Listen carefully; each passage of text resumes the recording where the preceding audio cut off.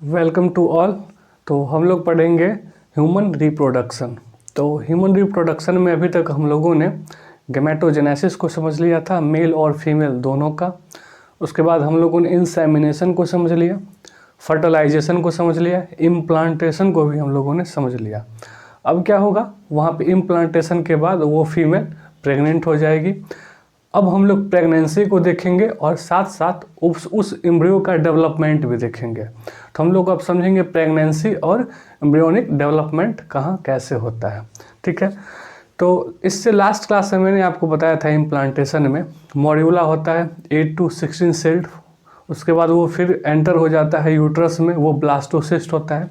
तो ब्लास्टोसिस्ट में एक कुछ सेल इकट्ठे एक साथ हो जाते हैं, जिसको हम लोगों ने इनर सेल मास बोला था। अब यही इनर सेल मास एम्ब्रियो बनाता है। ठीक है, और ये जो इनर सेल मास जो एम्ब्रियो बना रहा है, अब इसमें ना कुछ जर्म लेयर होते हैं। ठीक है, अब जर्मिनल लेयर की अगर हम लोग बात करें तो 3 जर्मिनल लेयर होते हैं। एक होते हैं एंडोडर्म, मेसोडर्म और एक्टोडर्म। ये तीनों डर्म से ही कहीं ना कहीं पूरे बॉडी का कोई ना कोई ऑर्गन बनता है। चाहे बॉडी का कोई भी ऑर्गन हो, चाहे वो एंडोडर्म से बना होगा या फिर एक्टोडर्म से बना होगा या फिर वो मेसोडर्म से बना होगा, इन्हीं तीनों जर्मिनल लेयर से बना होगा। तो अगर हम बात करें तो इनर सेल मास की, तो हम लोगों ने देखा था inner cell mass, inner cell mass यही एम्ब्रियो था, बेसिकली यही एम्ब्रियो था।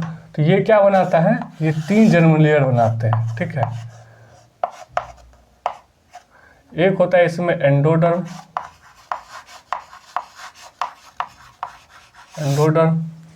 एक होता है एक्टोडर्म, मेसोडर्म और एक एक्टोडर्म।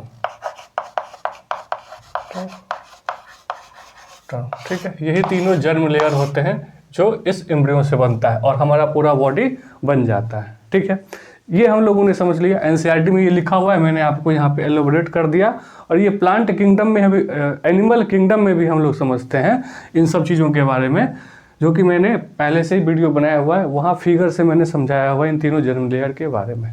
ठीक है, अब हम लोग बात अगर थोड़ी सी करें तो बेसिकली होता क्या है कि मैं एक फिगर से आपको समझाने का कोशिश करता हूँ। देखिए होता क्या है, ये एम्ब्रियो हो गया, ये हो गया एम्ब्रियो।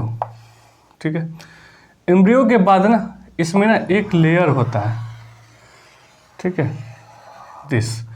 इसको बोलते हैं एमनियॉन। ये तो एम्ब्रियो हो गया, एम्ब्रियो,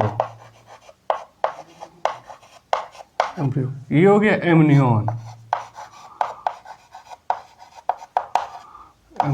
ये एमनियॉन है, तो ये बीच बीच में जो फ्लूइड है ना, इसी को एमनियोटिक फ्लूइड बोलते हैं, एमनियोटिक फ्लूइड। ये है एमनियोटिक फ्लूइड। ठीक है, और यहाँ से एक बनता है योक सैक, इसको बोलते हैं योक सैक। ये बाद में जाकर के रिग्रेस हो जाता है, it will be regress, actually oogonia cell जो हम लोगों ने पढ़ा था ना, जो एम्ब्रियोनिक स्टेज में ही बन जाता है। चाहे आप आरबीसी का फॉर्मेशन देख लो, ये सब के सब इसी यॉक सैक में ही बनते हैं। और फिर एक यहाँ पे एक स्ट्रक्चर आता है जिसको अम्बिलिकल कॉर्ड बोलते हैं, अम्बिलिकल कॉर्ड। ये हो गया आपका अम्बिलिकल कॉर्ड। ये क्या हो गया, अम्बिलिकल कॉर्ड, अम्बिलिकल कॉर्ड, ये अम्बिलिकल कॉर्ड, यही अम्बिलिकल कॉर्ड बनाता है। एक्चुअली इसको एलेंटॉयज बोलते हैं, एलेंटॉयज, इसको एलेंटॉयज बोलते हैं। और ये एलेंटॉयज बाद में जाकर के अम्बिलिकल कॉर्ड बना देता है। ठीक है, ये एलेंटॉयज बाद में जाकर रिग्रेस होगा जस्ट लाइक यॉक सैक, और बाद में बना देगा ये अम्बिलिकल कॉर्ड। ठीक है, ये हो गया। अब उसके बाद इसके ऊपर एक और लेयर होता है जिसको कोरियन बोलते हैं, ये हो गया कोरियन, ये कोरियन हो गया। ठीक है, इसको कोरियन बोलेंगे, बेसिकली देखें इसको कोरियन बोलते हैं, कोरियन। ठीक है, और ये ना कुछ इस टाइप का स्ट्रक्चर बना देता है, फिंगर लाइक स्ट्रक्चर बना देता है, जिसको कोरियोनिक विलय बोलते हैं। तो इसको क्या बोलते हैं, कोरियोनिक विलय, कोरियोनिक विलय। ये जो कोरियन होता है ना, यही प्लेसेंटा बना देता है। It will B form placenta, form placenta, placenta. तो बेसिकली प्लेसेंटा कहाँ से बनता है? इस कोरियन से बनता है। एक बार क्वेश्चन आया था, ये एमनियन जो होता है ये किस जर्म लेयर से बना हुआ है? तो एक्चुअली ये PYQ आया हुआ है, लेकिन NCERT में इसका कोई नाम और निशान नहीं है। तो ये मेसोडर्म और एक्टोडर्म से बनता है। ठीक है, कौन सा? ये एमनियन। ठीक है, मेसो प्लस एक्टोडर्म, इससे ये बनता है। ठीक, इसको ध्यान रख लेंगे, ये PYQ है, प्रीवियस ईयर क्वेश्चन ये आया हुआ है। ठीक है, तो इतनी बेसिक बात हम लोगों ने समझ लिया था। ये जो एमनियोटिक फ्लूइड है ना, इससे ना सेक्स जेंडर भी डिटर्मिनेशन भी किया जाता है। ठीक है, अब हम लोग समझते हैं थोड़ा सा और इसको डिटेल से समझे। देखिए, अब यही मैं यहाँ बनाता हूँ। ये जैसे कि अपना ये हो गया यूटेराइन वॉल, ठीक है, और ये हो गया एंडोमेट्रियम। काफ़ी मोटा हो जाता है एंडोमेट्रियम, प्रोलिफरेट जो हुआ था एस्ट्रोजन से। ठीक है, और इसको प्रोजेस्टेरोन क्या बना देता है? सेक्रेटरी बना देता है। इसी की मैं बात कर रहा हूँ। ठीक है, ये हो गया यूटेराइन वॉल और ये हो गया एंडोमेट्रियम किसी भी यूट्रस का। अब हमने ये वाला अगर फिगर बनाया तो ये हमने बनाया एम्ब्रियो। एम्ब्रियो के बाहर एक स्ट्रक्चर होगा जिसको हम लोग बोलेंगे एमनियन। ये एमनियोटिक फ्लूइड होगा। फिर यहाँ पे ये बन जाएगा, क्या बना देगा? ये कोरियन। कोरियन के बाद ये कोरियोनिक विलय। अब ये क्या होता है? इंटरडिजिटेड हो जाता है। ठीक है ना, ये इस टाइप से इसमें धंसता है, इस एंडोमेट्रियम में इस टाइप से ये धंस जाता है। तो ये एम्ब्रियो हो गया और ये निकला जो बाद में जाकर जो एलेंटॉइज है ये अम्बिलिकल कॉर्ड बना देता है। तो ये हो गया अम्बिलिकल कॉर्ड, अम्बिलिकल कॉर्ड। ठीक है, तो ये जो आप देख रहे हो कोरियोनिक विलय, यही भी जो है ना इस एंडोमेट्रियम में इंटरडिजिटेड हो जाता है। डिजिट मतलब फिंगर लाइक स्ट्रक्चर है, तो ये आपस में इंटरडिजिट हो गए, जस्ट लाइक दिस। तो ये इस टाइप का स्ट्रक्चर बना देता है इस एंडोमेट्रियम में। ठीक है, अब अगर आप देखोगे ना तो ये बेसिकली क्या है, अगर देखें तो ये बेसिकली, एक सेकेंड, बेसिकली अगर देखेंगे तो ये क्या है? कोरियोनिक विलय है। ये कोरियोनिक विलय है और ये क्या है? एंडोमेट्रियम। यह किसका? मदर का, मैटरनल। तो इन दोनों एक कनेक्ट हुआ है दोनों से, तो इन दोनों के कनेक्शन को प्लेसेंटा बोलते हैं। तो एक्चुअली यही प्लेसेंटा है। प्लेसेंटा जो हम करते हैं ये प्लेसेंटा है। प्लेसेंटा जो होता है ना वो स्ट्रक्चरल एंड फंक्शनल यूनिट होता है। ठीक है, स्ट्रक्चरल एंड फंक्शनल यूनिट। यहाँ मैं इसको लिख देता हूँ स्ट्रक्चरल, सिर्फ स्ट्रक्चर बोलेंगे गलत हो जाएगा। Structure and functional unit, functional unit. ठीक है, ओके, ये प्लेसेंटा होता है। अगर प्लेसेंटा की बात करें तो बेसिकली ये क्या हुआ? कनेक्ट है between chorionic villi of foetus and maternal uterine wall. क्या हो जाएगा इसमें? बेसिकली अगर इसकी हम बात करें तो ये क्या हो जाएगा? Chorionic villi of foetus and maternal uterine wall, यही होता है इसका मतलब। ये हो गया प्लेसेंटा।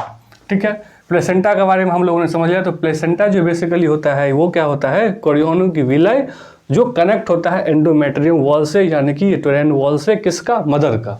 ठीक है, तो ये हो जाता है पूरा का पूरा प्लेसेंटा।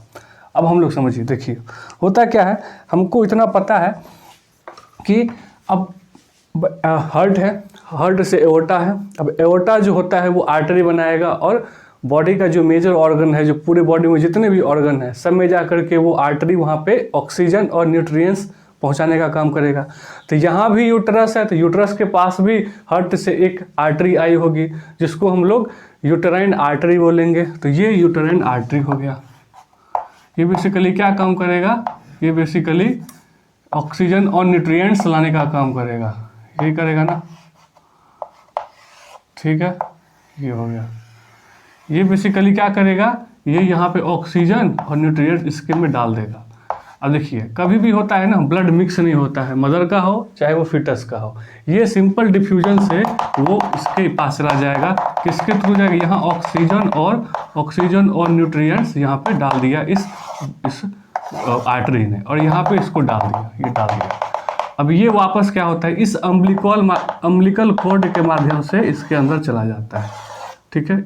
इसमें वेसल्स होता है, ये अम्बिलिकल कॉर्ड हो गया, अम्बिलिकल कॉर्ड। इस अम्बिलिकल कॉर्ड की मदद से ये ऑक्सीजन और न्यूट्रिएंट्स इस वेसल्स में चला जाता है और वो एम्ब्रियो को मिल जाता है। फिर वापस एम्ब्रियो CO2 हो, वेस्ट मटेरियल हो, वापस इस वेसल्स के थ्रू ही यहाँ पे डाल देता है, और यहाँ पे वेसल्स बनी होगी, यहाँ पे वेन बना होगा, इस वेन में डाल देता है। इस वेन में वापस क्या डाल देता है, इस वेन में वापस CO2 plus waste material, CO2 plus waste material. Heart से जो आएगा आर्टरी, यूटेराइन आर्टरी जो आएगा उससे ऑक्सीजन और न्यूट्रिएंट्स लेकर के आएगा, अम्बिलिकल कॉर्ड के माध्यम से इस फिटस को पहुंचा देगा, और वापस फिटस जो होगा वो CO2 हो गया, वेस्ट मटेरियल हो गया, वो वापस इसी अम्बिलिकल कॉर्ड में वेसल्स होते हैं, उस वेसल्स के माध्यम से यहाँ फिर वेन आया होगा, उस वेन के माध्यम से फिर वो हार्ट के पास थ्रू वेन का हुआ चला गया होगा। तो ये हो जाएगा O2 CO2 waste material nutrients का एक्सचेंज, ठीक है। अब यहाँ पे एक और बात समझने वाली है, देखिए जो अम्बिलिकल कॉर्ड होते हैं ना, बेसिकली ये अम्बिलिकल कॉर्ड में ना 2 आर्टरी होते हैं, 2 आर्टरी, ठीक है, और 1 वेन होता है, 2 आर्टरी होता है और 1 वेन होता है। देखिए 2 आर्टरी, इसको एकदम ध्यान में रखेंगे, अम्बिलिकल कॉर्ड में 2 आर्टरी एंड 1 अवेलेबल होते हैं, 1 वेन अवेलेबल होते हैं। ओमन हम लोग क्या देखते हैं कि हार्ट से आर्टरी गया हुआ रहता है जो ऑक्सीजनेटेड ब्लड लेकर के पूरे बॉडी में फैलाता है, और वेन के थ्रू वो डीऑक्सीजनेटेड ब्लड वापस हार्ट उसको ले लेती है। तो आर्टरी बेसिकली किसको कहा जाता है, जो ब्लड हार्ट से लेकर के जा रहा है, और वेन किसको बोलते हैं, जो वेन हार्ट की तरफ ब्लड लेकर के आ रहा है। तो यह फिटस है, फिटस के पास हार्ट होगा, तो वो क्या करेगा, वो जो ब्लड वापस अपने दूसरे तरफ फेंकेगा उसको आर्टरी बोलते हैं। तो यहाँ देखोगे आप, तो आर्टरी से डीऑक्सीजनेटेड ब्लड दे रहा है, वो किसको, इस आर्टरी के थ्रू, ठीक है, इस वेन में। तो वापस इसके अंदर अगर देखोगे तो इसके अंदर डीऑक्सीजनेटेड ब्लड होता है, डीऑक्सीजनेटेड ब्लड,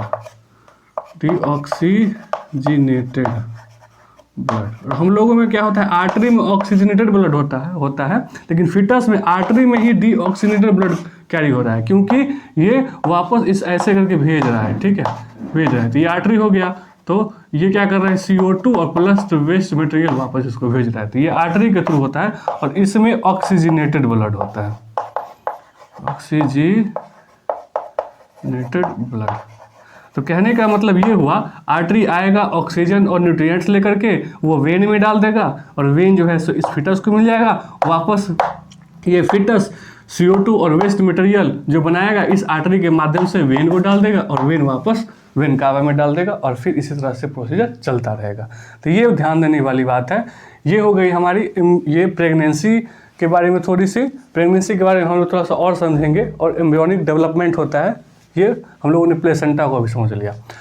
अब जो अगला टॉपिक आता है ना, ये जो प्लेसेंटा है ना, इसको एंडोक्राइन ग्लैंड भी कहा जा सकता है। क्यों कहा जा सकता है, क्योंकि ये कुछ हार्मोन को प्रोड्यूस करता है। अब जो हार्मोन को कोई भी चीज़ अगर प्रोड्यूस करता है तो उसको ग्लैंड बोलते हैं, और ये चूंकि हार्मोन प्रोड्यूस कर रहा है इसलिए इसको एंडोक्राइन ग्लैंड भी बोल सकते हैं। इसलिए placenta act as a endocrine gland. तो इसको हम लोग अगले वीडियो में समझेंगे कि प्लेसेंटा से कौन कौन से हार्मोन रिलीज होते हैं और वो क्या काम करते हैं, ठीक है। तो इसको अगले वीडियो में समझेंगे, और एक बच जाएगा हम लोग का पार्चुरेशन, और लास्ट में एक टॉपिक बच जाएगा लैक्टेशन का। तो ये 2-3 टॉपिक बचा हुआ, इसको अगले वीडियो में हम लोग कंप्लीट कर लेंगे। तो फिर मिलते हैं नेक्स्ट वीडियो में नए टॉपिक के साथ, तब तक के लिए थैंक यू।